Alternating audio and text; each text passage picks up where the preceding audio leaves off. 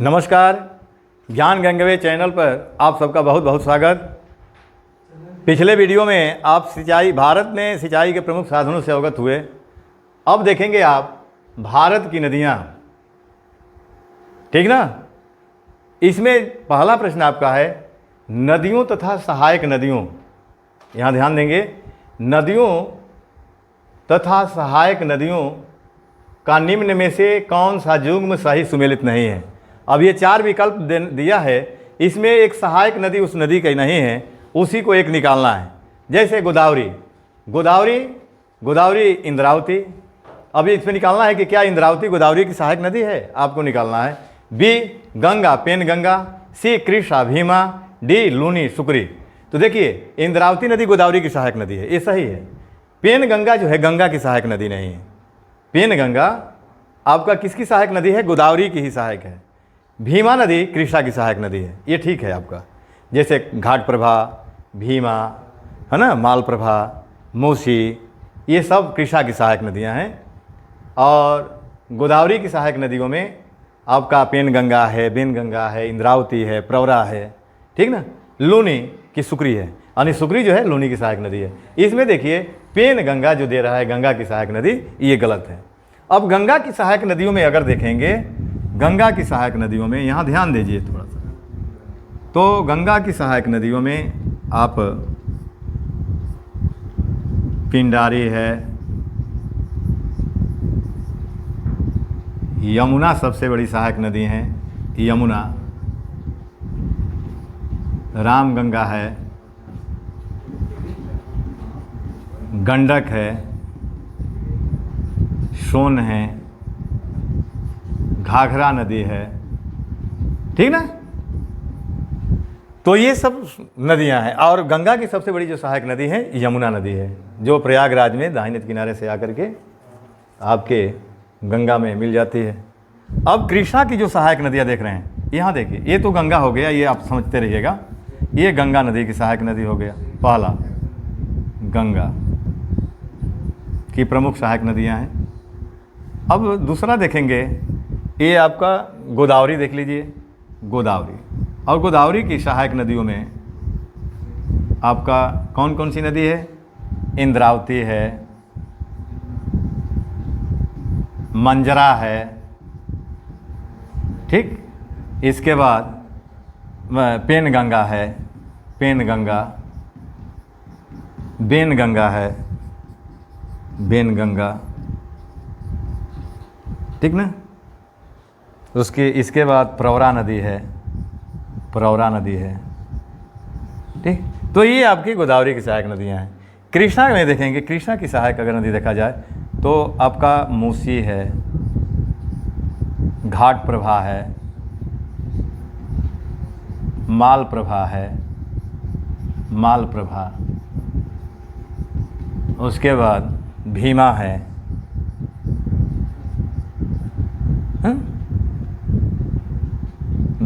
दूध गंगा है,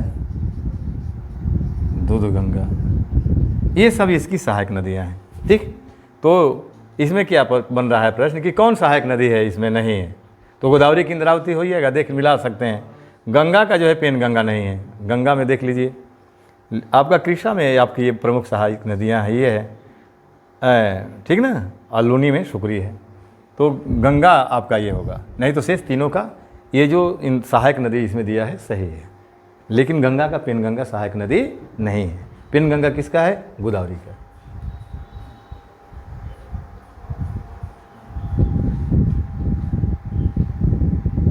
अगला प्रश्न देखेंगे, निम्नलिखित में से कौन सी सिंधु नदी की सहायक नदी नहीं है? यानी इसमें सिंधु की सहायक नदी कौन सी नहीं है? चार विकल्प में, ए ब्यास, बी रावी, सी चेनाब, डी तवी। तो इसमें देखिए ब्यास भी आपका जो है कि नहीं सिंधु नदी की सहायक है, रावी भी है, चेनाब भी है, और तवी नहीं है। इसमें आपका ये विकल्प सही नहीं है, नहीं तो शेष जो है सिंधु नदी की सहायक नदियां हैं। तो इसमें आंसर क्या होगा आपका? तवी, ठीक। रावी का प्राचीन देखिए कि यहाँ ध्यान और दीजिए, ब्यास का विपाशा प्राचीन नाम है, रावी का परुष्णी नाम है, और चेनाब का अस्किनी नाम है, ये भी आप जान लीजिए। अगला प्रश्न, सतलज नदी का उद्गम है भारत में, चीन में, पाकिस्तान में, इनमें से कोई नहीं। तो सतलज नदी कहाँ से निकलती है बताइए? भारत से निकलती है कि चीन से कि पाकिस्तान से कि इनमें से कोई नहीं? तो ये आपके जो कैलाश पर्वत है उसके दक्षिणी ढाल से ये नदी निकलती है सतलज, ठीक ना? तो ये आपका आंसर इनमें से कोई नहीं होगा। अगला प्रश्न, निम्नलिखित में से कौन सा कथन सत्य नहीं है? महानदी का उद्गम छत्तीसगढ़ में है, गोदावरी का उद्गम महाराष्ट्र में है, कावेरी का उद्गम आंध्र प्रदेश में है, ताप्ती का उद्गम मध्य प्रदेश में है। तो इसमें देखना है कि किसका उद्गम ये सही नहीं है।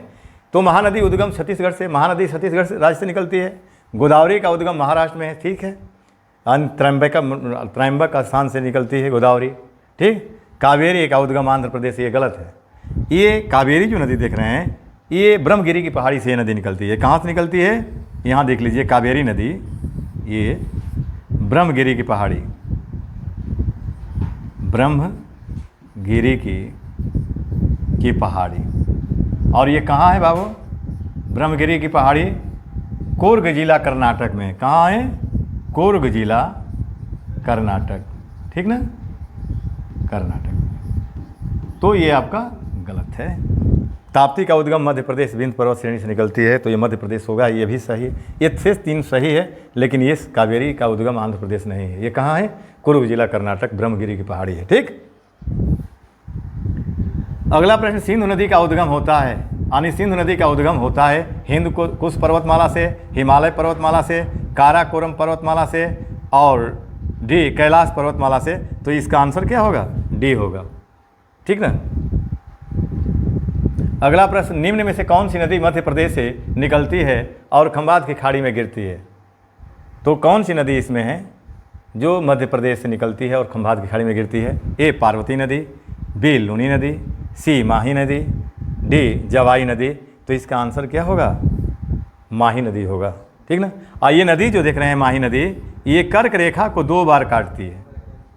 यानी भारत में कौन सी नदी है जो कर्क रेखा को 2 बार काटती है? तो माही नदी, ठीक ना। और ये कहाँ से निकलती है? मध्य प्रदेश से निकलती है और खंभात की गाड़ी में अपना मुहाना बनाती है, गिरती है, ठीक ना। अगला प्रश्न, निम्नलिखित में से सिंधु की सहायक नदी हैं, यानी सिंधु की इसमें कौन कौन सी सहायक नदी हैं? ए जास्कर, बी सोन, सी यमुना, डी चंबल। तो ये आपका क्या होगा? ये जास्कर होगा। सिंधु नदी की सहायक आपका जास्कर, ये 4 विकल्प में है। सोन किसकी है? तो सोन गंगा नदी की सहायक है। किसकी है? गंगा। यमुना किसकी है? गंगा की सहायक नदी है यमुना, ठीक ना, गंगा की सबसे लंबी सहायक नदी है। चंबल किसकी सहायक है? यमुना, ठीक ना। और जास्कर किसकी सहायक है? सिंधु। ये आपका होगा, ठीक। तो ये ध्यान दीजिए रहेगा। तो इसका आंसर क्या होगा? आपका जास्कर होगा। अगला प्रश्न, भारत की कौन सी नदी बंगाल की खाड़ी में जाकर मिलती है? भारत की कौन सी नदी बंगाल की खाड़ी में जाकर मिलती है? ए नर्मदा, बी गोदावरी, सी माही, डी ताप्ती। तो इसमें देखिए कि बंगाल की खाड़ी में कौन सी नदी गिरती है? तो इसमें कौन सी नदी है? गोदावरी है। शेष ये जो देख रहे हैं ये आपके खंभात की खाड़ी, ताप्ती, माही, नर्मदा, ठीक ना, कचरन में गिरती हैं। तो ये गोदावरी कहाँ गिरती है? बंगाल की खाड़ी में। अगला प्रश्न देखिए, निम्नलिखित में से कौन सी नदी का उद्गम स्थल राजस्थान में है? यानी ये 4 नदियों में उद्गम दिखाना है कि राजस्थान में किस नदी का उद्गम होता है। ए माही, बी ताप्ती, सी बनास, डी नर्मदा। तो राजस्थान में उद्गम किस नदी का होता है? बनास, ठीक ना। अगला प्रश्न, निम्नलिखित में कौन सी गंगा की दाहिने तट की एक सहायक नदी है? यानी निम्नलिखित में कौन सी गंगा की दाहिने तट की एक सहायक नदी है?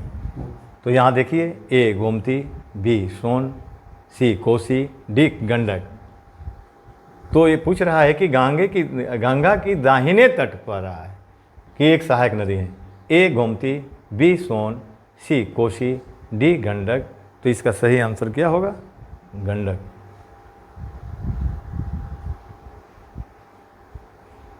अगला प्रश्न, भारत में अलकनंदा यानी भारत में अलकनंदा नदी का भागीरथी में संगम कहाँ होता है? यानी प्रश्न में है कि अलकनंदा जो नदी है किस स्थान पर भागीरथी में नदी में आकर के मिलती है, यानी दोनों नदियों का संगम कहाँ होता है? ए चंपावत, बी प्रयागराज, सी देवप्रयाग, डी देहरादून। इसका सही आंसर क्या होगा? यानी देवप्रयाग। यानी अलकनंदा और भागीरथी का संगम कहाँ होता है? देवप्रयाग में ही हो जाता है। और वहाँ से जब ये दोनों नदियाँ जब मिलती है, यानी अलकनंदा और भागीरथी जब देवप्रयाग में मिलती है, तो इसके संयुक्त धारा को नाम क्या रख गया है? गंगा। ठीक ना? कहाँ? देवप्रयाग के नीचे जब आते हैं तो दोनों नदियों की संयुक्त धारा को क्या कहा जाता है? गंगा कहा जाता है। तो अलकनंदा भागीरथी का संगम कहाँ होता है? देवप्रयाग में होता है। ठीक। अगला प्रश्न, निम्नलिखित में से कौन कावेरी नदी की सहायक नदी है? कामबिनी, बी मूसी, सी भवानी, डी हेमावती। तो ये क्या होगा? कामबिनी। यानी कावेरी नदी की सहायक नदी कौन सी है? इसमें 4 विकल्प में कामबिनी है। अगला प्रश्न, भारत और नेपाल के मध्य कौन सी नदी सीमा बनाती है? देखिए ये बहुत अच्छा प्रश्न है आपके लिए।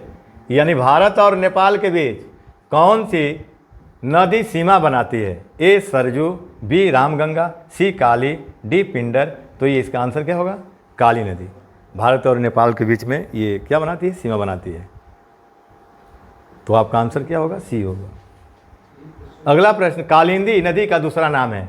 यानी कालिंदी किस नदी का दूसरा नाम है?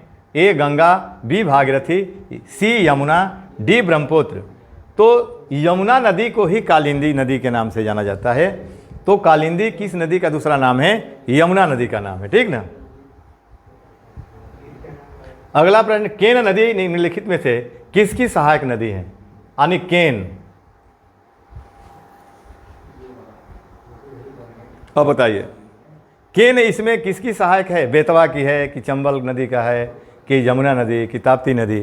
तो चंबल, बेतवा, केन। देखिए केन भी यमुना की है, बेतवा भी यमुना नदी का है और चंबल भी जो है यानी यमुना नदी की ये सहायक नदी है। तो ये तीनों जो है यमुना नदी का है। केन किसकी है? यमुना नदी की सहायक नदी है। आंसर क्या होगा? सी हो जाएगा। इसी स्थान पर अगर बेतवा रख देगा, चंबल रख देगा, तो उसका भी आंसर क्या होगा? यमुना नदी होगा। अगला प्रश्न, भारत और बांग्लादेश के बीच एक जिस नदी को लेकर विवाद है उस नदी का नाम क्या है? यानी भारत, यहाँ ध्यान दीजिए, भारत और बांग्लादेश के बीच जिस नदी को लेकर विवाद है उस नदी का नाम क्या है? ए तीस्ता, बी ब्रह्मपुत्र, सी गंगा, डी इनमें से कोई नहीं। तो इसका आंसर क्या होगा? तीस्ता नदी होगा। ठीक ना? अगला प्रश्न, निम्नलिखित में से किस नदी के ऊपरी मार्ग में मीठा पानी परंतु निचले भाग में खारे जल का प्रवाह मिलता है? ये देखिए ये भी बहुत अच्छा प्रश्न है। यानी किस निम्नलिखित में से किस नदी के ऊपरी मार्ग में मीठा पानी मिलता है और निचले भाग में खारे जल का प्रवाह मिलता है? ए बराक नदी, बी लूणी नदी, सी घगर नदी, डी इनमें से कोई नहीं। तो इसमें क्या होगा? लूणी नदी होगा। देखिए लूणी का मतलब लूनी है, यहाँ ध्यान दीजिएगा, मैं यहाँ लिख दे रहा हूँ लूनी। और इसको लवणा नदी के नाम से भी, लवण नदी के नाम से भी जाना जाता है क्योंकि इसका पानी नमकीन होता है। तो ये आपका होगा, इसका ऊपरी भाग क्या होता है? मीठा होता है, निचले का भाग क्या होता है? खारा होता है। ठीक, तो इसका आंसर क्या होगा? लूनी नदी होगा। और यह एकमात्र ऐसी नदी है जो थार मरुस्थल से होकर के प्रवाहित होती है। ठीक ना? अगला प्रश्न, तिब्बत से निकलने वाली वह कौन सी नदी है जो अरुणाचल प्रदेश से होकर भारत में प्रवेश करती है? देखिए यानी तिब्बत से निकलने वाली वह कौन सी नदी है जो अरुणाचल प्रदेश से होकर भारत में प्रवेश करती है?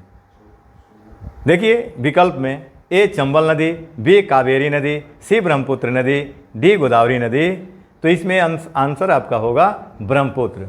देखिए ये जो ब्रह्मपुत्र नदी है, कैलाश पर्वत के पूर्वी ढाल पर जो मानसरोवर झील है, यानी वहीं से ब्रह्मपुत्र नदी निकलती है और ये नदी भारत में अरुणाचल प्रदेश में आकर के भारत में प्रवेश करती है। और किस दर्रे के समीप प्रवेश करती है? यंग्याप दर्रा। यानी अरुणाचल प्रदेश में ब्रह्मपुत्र नदी किस दर्रे के समीप प्रवेश करती है भारत में? तो यंग्याप, ये भी जानते रहिएगा, यंग्याप दर्रा। और ये दर्रा कहाँ है? अरुणाचल प्रदेश में है। तो यहीं आकर के ब्रह्मपुत्र जो नदी है भारत में प्रवेश करती है। और ये कहाँ है? अरुणाचल प्रदेश। तो ये जानते रहिएगा। अगला प्रश्न है, निम्न नदियों में से सबसे अधिक पथ परिवर्तन किया है। यानी इसमें ये प्रश्न है कि कौन सी नदी का पथ जो है यानी परिवर्तनशील होता है, ठीक ना? ए सोन नदी, बी गंडक नदी, सी कोसी नदी, डी गंगा नदी। तो इसका आंसर क्या होगा? कोसी नदी। कोसी नदी बार बार अपना दिशा बदलती है, मार्ग बदल लेती है, ठीक ना? और इसको बिहार का शोक भी कहते हैं। कोसी नदी को क्या कहते हैं? बिहार का शोक कहते हैं। बंगाल का शोक किसको कहते हैं? दामोदर नदी को।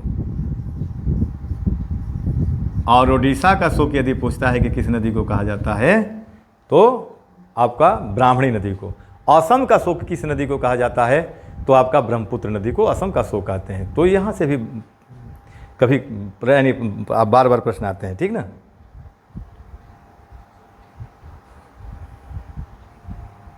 अगला प्रश्न देखते हैं।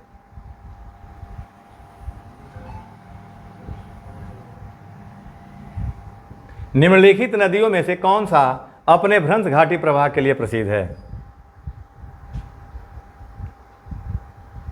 यानी निम्नलिखित नदियों में से कौन सा अपने भ्रंश घाटी प्रवाह के लिए प्रसिद्ध है? ए चंबल, बी दामोदर, सी गंडक, डी रामगंगा। तो भ्रंश के लिए आपका दामोदर नदी प्रसिद्ध है, ठीक। अगला प्रश्न है, निम्न में वह कौन सी नदी है जो एक विभ्रंश घाटी से होकर बहती है? ए गोदावरी, बी नर्मदा, सी कृष्णा, डी महानदी। तो इसका आंसर क्या होगा? महानदी होगा।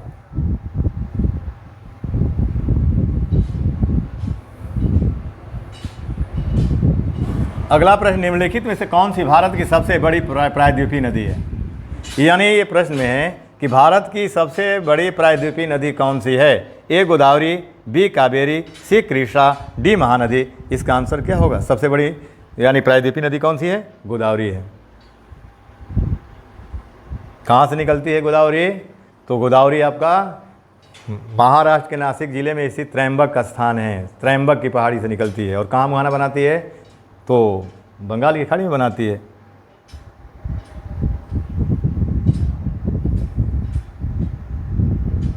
अगला प्रश्न देखिए, निम्न में से वह नदी कौन सी है जिसका उद्गम भारतीय राज्य क्षेत्र में नहीं है? ए गोदावरी, बी झेलम, सी रावी, डी घाघरा। अब ये चार नदी में आपको ये दिखाना है कि जिसका उद्गम भारत में नहीं है। तो गोदावरी का है ही, झेलम का भी है, रावी का भी है, लेकिन ये जो घाघरा नदी देख रहे हैं इसका उद्गम भारत में नहीं है। ये नदी कहाँ निकलती है? नेपाल से। ये नेपाल से प्रवाहित होती हुई भारत में प्रवेश करती है, ठीक ना। तो इसमें क्या है? जिसका उद्गम भारतीय राज्य क्षेत्र में नहीं है, तो ये आंसर क्या होगा? घाघरा हो जाएगा। अगला प्रश्न है, निम्नलिखित में से वह नदी कौन सी है जिसका उद्गम भारतीय क्षेत्र में नहीं है? अब देखिए, इसमें भी आपको यही निकालना है जिसका उद्गम भारतीय क्षेत्र में नहीं है। ए महानदी, बी ब्रह्मपुत्र, सी रावी, डी चेनाब। तो महानदी, रावी और चेनाब तीनों नदियों का उद्गम कहाँ है? भारत में है। लेकिन ये जो ब्रह्मपुत्र नदी देख रहे हैं, ये कहाँ से नदी निकलती है? कैलाश के पूर्वी ढाल पर स्थित मानसरोवर झील से ये निकलती है, ठीक ना। तो इसका आंसर क्या होगा? ये इसका उद्गम, ब्रह्मपुत्र नदी का उद्गम आपका भारत में नहीं है।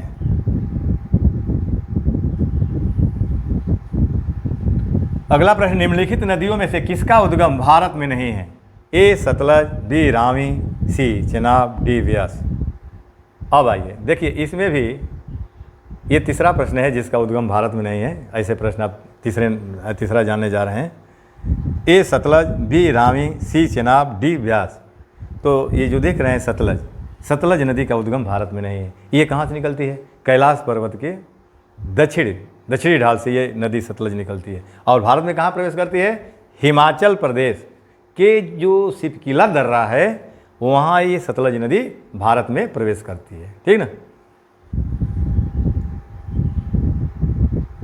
अगला प्रश्न, निम्नलिखित में से कौन सी घाटी बेसिन क्षेत्रफल की दृष्टि से सबसे बड़ी है?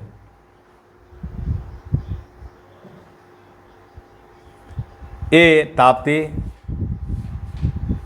बी नर्मदा, सी महानदी, डी कावेरी। तो ये आपका क्या हो जाएगा आंसर? महानदी होगा। तो इस वीडियो को आज यहीं तक रहने दीजिए, शेष अगले वीडियो में। आप सबको बहुत बहुत धन्यवाद।